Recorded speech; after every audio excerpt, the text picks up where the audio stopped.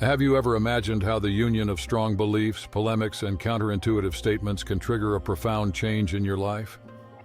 What if I told you that in just a few seconds, I can reveal to you the secret to finding inner peace and achieving your goals quickly and effectively? Prepare for a journey of amazing discoveries where we will explore the power of gratitude, faith, and divine wisdom. Don't waste time and join us now to unravel the mysteries of the mind and heart.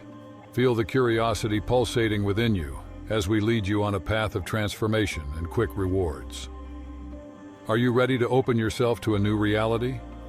Then come with us and discover how the simple practice of prayer can change your life forever. Leave your like, subscribe to our channel, and embark on this journey of self-discovery and fulfillment. The time is now. Let's begin. First off, rumors of war. The Bible is a history book, but it's unlike any other history book available in any public library. The story of the Bible begins with the creation of the earth and ends with the end of the world. No other history book has been published that covers such a broad range of events on planet Earth, partially because no one was present at the beginning to witness and document it, and therefore no one can write the beginning of our world authoritatively. We are the only people in the whole world who understand how everything will end. That's special. God didn't share what will happen next with his friends just because they wanted to know. He did it so they could prepare for what's to come, so that they wouldn't be shocked when it happens and wouldn't be misled. We should rejoice in the fact that Jesus was so transparent in revealing to us what awaits us ahead. People often wonder, are we in the last days? The Bible clarifies these end times for us, and we have been immersed in them for 2,000 years already. These days began at Pentecost, a milestone where a crucial prophecy was fulfilled. Every follower of Jesus must stay constantly prepared for his return. The Bible is a unique work that offers significant glimpses of the future. Among its many pages, approximately a quarter of them are dedicated to prophecies spanning from the beginning to the end. It is like a guide that anticipates the future for us, although some parts reveal more about the future than others. Of the 735 times the Bible made predictions about the future, on 596 occasions events unfolded exactly as it had foretold. This implies that 81% of the Bible's predictions have already come true, even though many of them were made long ago. The Bible has always been accurate in its predictions. All those that were supposed to have come true by now have happened. Most of the pending predictions concern the return of Jesus and what follows. So, how many predictions are we awaiting before Jesus' return? Approximately 20. We are attentive so that they are fulfilled before we expect to see Jesus personally. Jesus instructed us to remain vigilant and pray. What should we be vigilant about? Well, we shouldn't just stand still looking up at the sky waiting for Jesus to appear. Understood. He was guiding us to remain vigilant about what is happening around us and to observe the signs he gave us to prepare ourselves. These signs are indicators.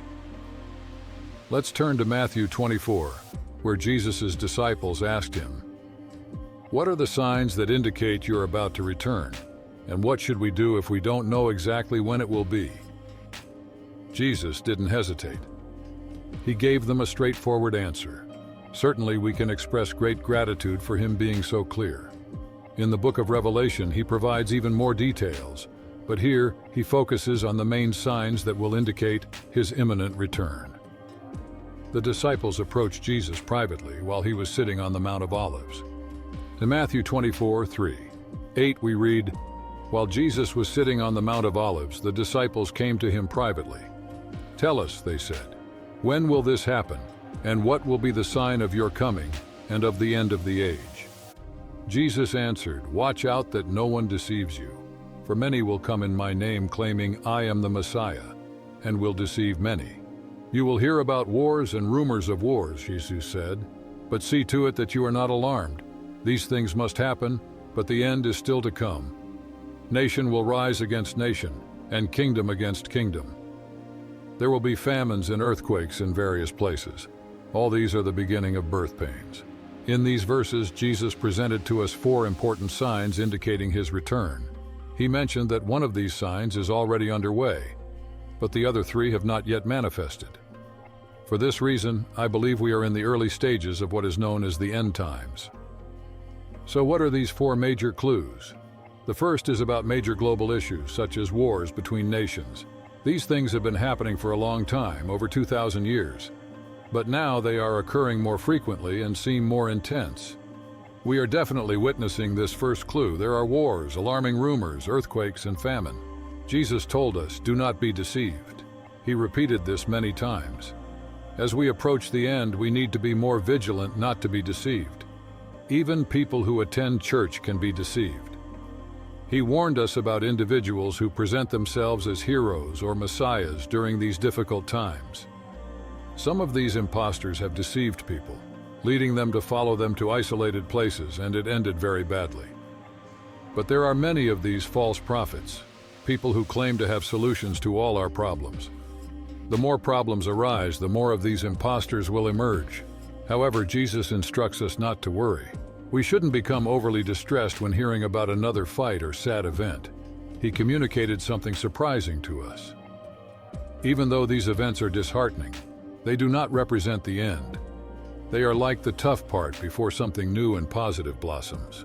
When we become aware of these problems, it means that something new is about to emerge. This leads us to adopt a different perspective. We know what is coming for the world. We shouldn't become overly downcast or scared, unlike what other people might feel. The challenges faced by the world are like the tough times that precede something new and positive. Therefore, we are distinct. Although we feel compassion for those facing difficulties and seek to help them, deep down, we are not consumed by fear. We are filled with hope. We are eager for the emergence of something new and positive from these challenges. So we are not discouraged or alarmed by all the problems. In summary, Jesus would instruct us not to panic, not to worry excessively, but even to rejoice. However, the Apostle Peter guides us on how we should behave while awaiting the end times. In 2 Peter 3:11-12, he says, "Since everything around us is going to be destroyed like this, what holy and godly lives you should live, looking forward to the day of God and hurrying it along. On that day he will set the heavens ablaze, and the elements will melt in the flames. We know that then we will see the new creation where righteousness dwells." Verse 13. Therefore, living in anticipation of Christ's return requires us to lead a life of holiness and constant readiness. Spirit of the Antichrist is already present. Now I would like to discuss one of the main manifestations of Satan's kingdom. This opposition is manifested in what I call the spirit of the Antichrist. This, as we will see, is distinct from the singular person called the Antichrist, who in turn is different from the many Antichrists that have arisen throughout history. This spirit and these people are explained in John's teachings. Children, the last hour is approaching. You have heard that the Antichrist is coming, and indeed many Antichrists have already appeared. This is how we know that it is the last hour. These people departed from our churches, but they never truly belonged to us, otherwise they would have remained with us. When they left, it was shown that they did not belong to us, but you are not like that, for the Holy One has given you his Spirit, and all of you know the truth. That is why I am writing to you, not because you do not know the truth, but because you know the difference between truth and falsehood. And who is the liar? Anyone who denies that Jesus is the Christ. Anyone who denies the Father and the Son is an Antichrist. Anyone who denies the Son does not have the Father either. But anyone who acknowledges the Son has the Father too. 1 John 2:18-23. Allow me to clarify the true meaning of the term Antichrist. The word Christ comes from the Greek word Christos, which corresponds exactly to the Hebrew word Mashiach, from which we get Messiah. So when we say Antichrist, it means anti-Messiah. With this, John referred to an individual who captured the imagination of many people, some of whom do not even know the Bible. However, many are unaware of this individual known as the Antichrist. While Jesus was known for his beauty and charisma, the personality and character of the Antichrist will be disagreeable and deceptive. While Jesus always spoke the truth, the Antichrist will only utter falsehoods. He will appear wonderful, charming, and successful. He will be seen as the ultimate victor and will present himself as an angel of light. In this sense, the Antichrist will be a satanic Messiah instead of the true Messiah, Jesus Christ. In the book of 1 John 2:18, The author mentioned both the Antichrist and many Antichrists. According to the text, there is a spirit associated with the Antichrist, and this spirit will eventually lead to the emergence of the Antichrist, who will lead humanity in a rebellion against God during the end times. In other words, although the world still awaits the final revelation of the Antichrist, there are small previews of this man and his future mission. These are the Antichrists with a lowercase a. Although we commonly refer to this future world leader as the Antichrist, the Bible gives him many names or titles. He is known as the man of lawlessness, the son of destruction. 2 Thessalonians 2:3. Do not let anyone deceive you in any way, for that day will not come until the rebellion occurs and the man of lawlessness is revealed, the man doomed to destruction. Further in John's teaching we read, "This is how you can recognize the Spirit of God. Every spirit that acknowledges that Jesus Christ has come in the flesh is from God, but every spirit that does not acknowledge Jesus is not from God. This is the spirit of the Antichrist, which you have heard is coming, and even now is already in the world." Throughout human history, many Antichrists have appeared and manifested. There is the Antichrist, a particular person. According to Scripture, at the end of this age, a powerful ruler known as the Antichrist will reign over humanity for a brief period. This represents the final manifestation of evil. As we approach the end of this age, the spirit of the Antichrist will become more intense, and we will find ourselves contending against it more frequently. The Spirit acts through every Antichrist, identifying marks of the Spirit. John has given us distinctive signs of the spirit of the Antichrist. These are of great importance. The hallmark of the Spirit is to deny that Jesus is the Messiah. As we see in 1 John 2:22, who is the liar? It is whoever denies that Jesus is the Christ. And then John continues, such a person is the Antichrist, denying the Father and the Son. Remember this, the spirit of the Antichrist does not deny the existence of God. In fact, the Antichrist will claim to be God's representative. The divine, the spirit that denies the Messiah's coming. He probably believes in the Messiah who will come but denies that the Messiah has already come. The person known as the Antichrist. So we see three names for the same being. The Antichrist, the man of lawlessness, and the son of destruction, and we are given another important name in Revelation 13. This is part of the vision that John had. Then I saw a beast rising out of the sea. It had 7 heads and 10 horns, with 10 crowns on its horns, and on each head a blasphemous name. The beast resembled a leopard, but it had feet like those of a bear and a mouth like that of a lion. And the dragon gave the beast his power and throne and great authority. I saw that one of the beast's heads seemed wounded beyond recovery, but the fatal wound was healed. The whole world marveled at this miracle and gave their allegiance to the beast. They worshiped the dragon for giving the beast such power, and they also worshiped the beast. Who is as great as the beast, they exclaimed. Who can fight against him? Revelation 13:1-4. Here we see the fourth title, the beast, a person who will arise, to whom Satan, the dragon, will impart his power. John's vision of a beast rising from the sea. In Revelation 12, John's vision primarily had heaven in view. Now the scene of his vision has shifted to the earth, and in his vision he was standing on the sand of the sea. John refers to this creature as a beast, not a dragon, as described in Revelation 12:3. This creature symbolizes someone distinct from Satan, represented by the dragon, Revelation 12:9. Although this beast is distinct from the dragon of Revelation 12, it is still closely identified with him. It is not the dragon, but it is similar to him because the dragon also had 7 heads and 10 horns. Why will Satan give his power to this person? Because it will allow this person to gain dominion over the entire human race and convince all humanity to do the thing Satan desires most: worship him. His goal has been a long-term project, on which he has patiently worked for many centuries. An image of the beast is set up and the whole world is ordered to worship it.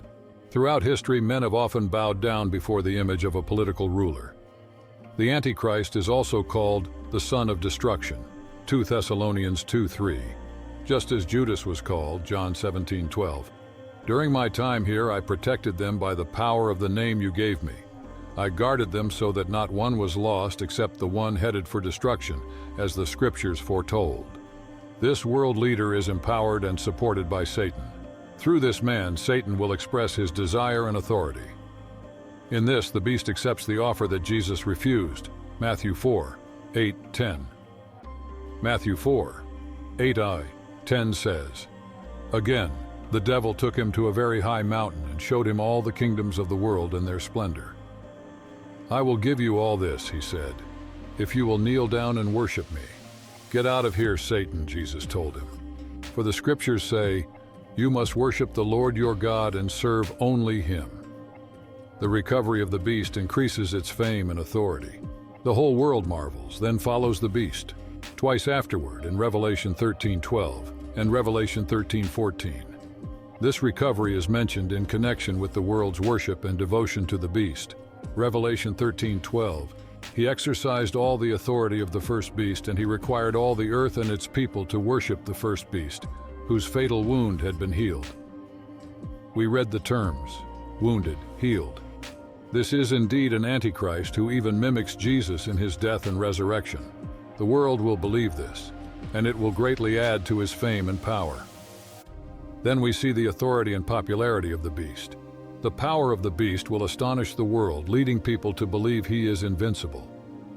According to Daniel, the speaker with impressive abilities will not only use eloquent speech, but also speak disrespectfully about God. The Antichrist is described as a man whose appearance was greater than that of his brothers. Many people will find him highly attractive because of his charm, eloquence, and striking appearance. The Antichrist will progress from being a regional leader to a global leader, an unrelenting global tyrant, and ultimately, a god. The blasphemies of the beast are mentioned in Revelation 13:5-6. The beast was given a mouth to utter proud words and blasphemies, and to exercise its authority for 42 months. It opened its mouth to blaspheme God. And he was given authority to do as he pleased for 42 months. And he uttered terrible words of blasphemy against God, slandering his name and his dwelling place and those who live in heaven. Blasphemer may be a more accurate title than Antichrist for this dictator of the end times. This individual is someone who speaks against God and opposes everything God represents, including his name, his dwelling place, and the inhabitants of heaven. Some Roman emperors blasphemed against God in this way, but they did not fulfill these prophecies even though they prefigured their fulfillment. And he was given authority to act for 42 months. According to biblical prophecy, the beast will be allowed to act unrestrictedly for 42 months, which equates to 3.5 years. The beast makes war against the saints, Revelation 13:7. It was given power to wage war against God's holy people and to conquer them. And it was given authority over every tribe, people, language, and nation. The government of the beast will persecute and extinguish all those who do not bow down and worship the beast. The profane Trinity, as described in Revelation 12 and 13, is a malignant counterfeit of the Holy Trinity. While the Holy Trinity consists of God the Father, Jesus Christ, and the Holy Spirit, the profane Trinity consists of Satan as the first, the Antichrist as the second, and the false prophet as the third member. Satan, as the first and father of this evil Trinity, seeks to mimic and counterfeit God's work to deceive people and make himself appear divine. The Antichrist, in turn, is portrayed as the son of this evil Trinity, while the false prophet plays the role of guiding people's worship and acclaim back to the Antichrist. While the Holy Trinity embodies infinite truth, love, and goodness, the profane Trinity exhibits opposite characteristics of deceit, hatred, and pure evil. The world will be completely fascinated by the Antichrist after miraculous events, and will be led to worship not only the Antichrist but also Satan. The false prophet, as the final member of this evil Trinity, is described in Revelation 13:11-18, playing a crucial role in promoting and accepting the Antichrist and his authority. This passage describes another beast emerging from the earth, with deceptive characteristics. Although it appears as a lamb, its speech reveals its true nature, for it speaks with the voice of a dragon. This second beast exercises authority on behalf of the first beast and demands the worship of all. To deceive the people, it performs impressive miracles, including making fire come down from heaven in full view of everyone. With these signs, it deceives the inhabitants of the earth, leading them to make an image of the first beast, which seemingly was fatally wounded and yet lived. This image comes to life and orders mandatory worship, under penalty of death for those who refuse to worship it. Additionally, it institutes a marking system where everyone must receive a mark on their right hand or forehead, without which they cannot buy or sell. This passage serves as a warning about the cunning and deceptive power of evil in the end times, highlighting the need for discernment and wisdom to resist its schemes. Those with discernment must decipher the significance of the number associated with the beast, for it is a symbol of an individual. This number is 666. The second creature emerges from the earth, not from the sea.